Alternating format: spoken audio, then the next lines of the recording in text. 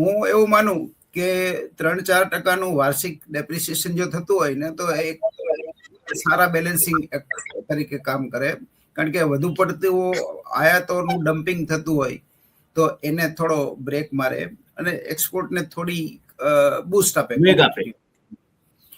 પણ એ ડિસઓર્ડરલી ડેપ્રિસિએશન હોય, મતલબ 7-8% જેવી નરમાઈ આવી જાય, ટૂંકા ગાળામાં નરમાઈ આવી જાય, તો એ બેલેન્સ ઓફ પેમેન્ટમાં થોડી અસ્થિરતા લાવી શકે. અત્યારે આના જે મેક્રો નંબર્સ છે આપણા, એમાં બીઓપી 1.3 છે, હેલ્ધી છે આપણી ચૂકવણીની સમતુલા. ઇન્ફ્લેશન ઇઝ સમવેર અરાઉન્ડ બિલો 2%, જે આરબીઆઈના કમ્ફર્ટ ઝોનમાં છે, અને ગ્રોથ 7% છે. એટલે અત્યારે આ 3-4%નું ડેપ્રિસિએશન જો રહેતું હોય ને તો એ આવકાર્ય છે, અને કદાચ આરબીઆઈ પોતે એવું પસંદ કરે છે કે ડમ્પિંગ ન થાય અને આપણી એક્સપોર્ટ કોમ્પિટિટિવનેસ બરકરાર રહે.